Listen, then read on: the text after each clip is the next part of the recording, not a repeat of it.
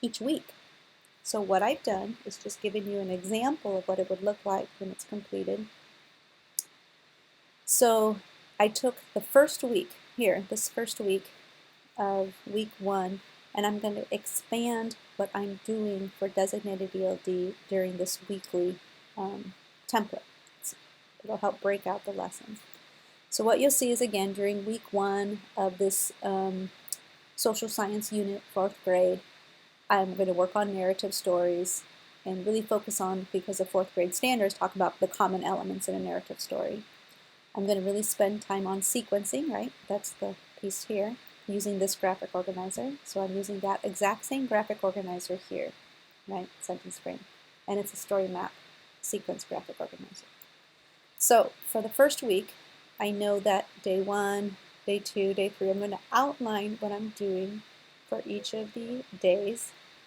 You'll notice that it says interpretive, collaborative, productive, and then productive. So if you'll remember, the new ELD standards talk about 3 modes of communication. It's where students interpret information, which is they're taking it in, they're listening, they're assimilating that information in their minds. Then they're maybe talking with their partners, collaborating. It could be in small groups with the teacher, with their partners, in order for them to eventually produce. So if you see, it takes time throughout the week for them to eventually show that they can produce some kind of writing or understanding. So interpretive, listening more at the beginning of the week, starting to share with their partners, then producing language, and then ultimately doing an independent work. That same idea happens throughout any given day 1. So you'll notice day 1, as in day 2, there's certain sections of a lesson. So there's an introductory part of your lesson, of course.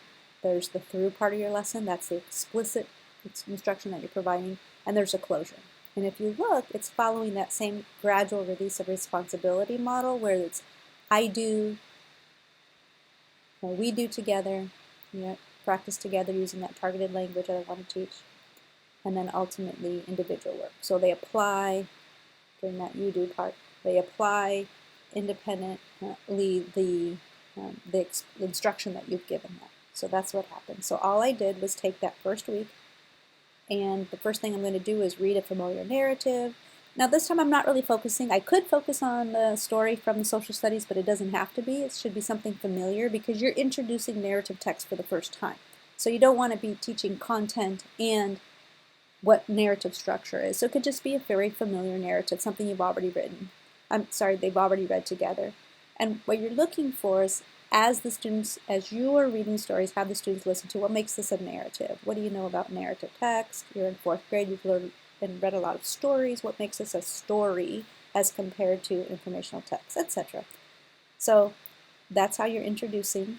Then later, the explicit instruction is used. You're reading, you're rereading the exact same story. You stop at key places in the story to highlight the author's use of description and detail. Because in a narrative, there's lots of description and detail. And on the first day, as a group, right, they're going to list the elements. So you're doing this as a whole group. List the elements. And then what you're doing is going to share excerpts from the text as examples.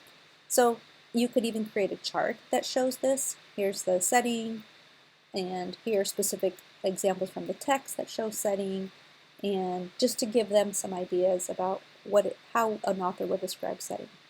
Okay, so that's day 1. So again, the whole first week, I'm just introducing what are narratives. What is a narrative?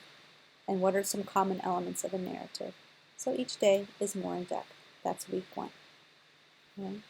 So if you look at the planning tool, it tells you explicitly for each day what's the content, and then what's the language we want the students to come away with.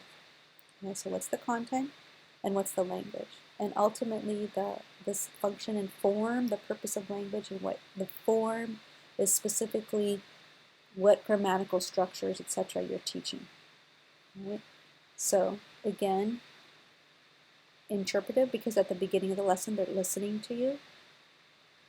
Right? Through the lesson, you work together, pretty much whole class lesson. This is where you're doing explicit instruction of the grammatical structures, functions, what you want the students to learn. and then the output. At the end, what are they going to do? And again, at the beginning of the week, they're listening, so there's probably not going to do individual work, but they can do as a group with you. You're helping the students produce some examples from the text that you've just read, right? So this following week, using the same template that we gave for weekly lessons, I'm going to design lessons for week 2. Right? So week 2, very similar to week 1, introducing narrative, but more in depth. This time I'm really going to focus on dialogue. So it could be a different narrative. I'm going to use the same story, perhaps something you've done during social studies, but definitely focus on a text that has lots of dialogue. So you could show the students explicitly how you write dialogue, how do you portray dialogue on paper, right? Again, using the graphic organizer that they're now familiar with because they've completed this graphic organizer with you, right, the week before, during week 1. Week 2, different book, this time looking at dialogue, and so if you're focusing on dialogue, maybe the graphic organizer really just looks at the dialogue and the writing dialogue is their sequence. Okay. Week 3, I want them to compare and contrast points of view because ultimately they're going to have to write a story that includes perhaps 2 points of view. Right? And then cause and effect because we want to have them write the detail and the description of what's going on during that gold rush time in their own personal narrative. So what you see here is I'm teaching them basic things about narrative, but along the way I'm providing them with explicit language and academic vocabulary that they're going to use in their narrative. Right?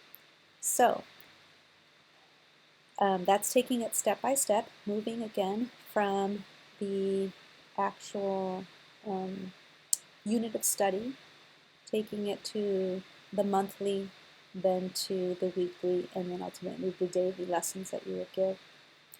All this information, if you want to look at it again, is on our Blend Space link. So this is the October one. So if you weren't able to hear the October podcast and you'd like more information about how to create these monthly lessons, please go to this podcast. And today's was more looking at these weekly plans, right? Thank you. If you have any questions, you're welcome to call, and we are always available to come to your site and support you and provide professional development individually or by your grade level team. Thank you.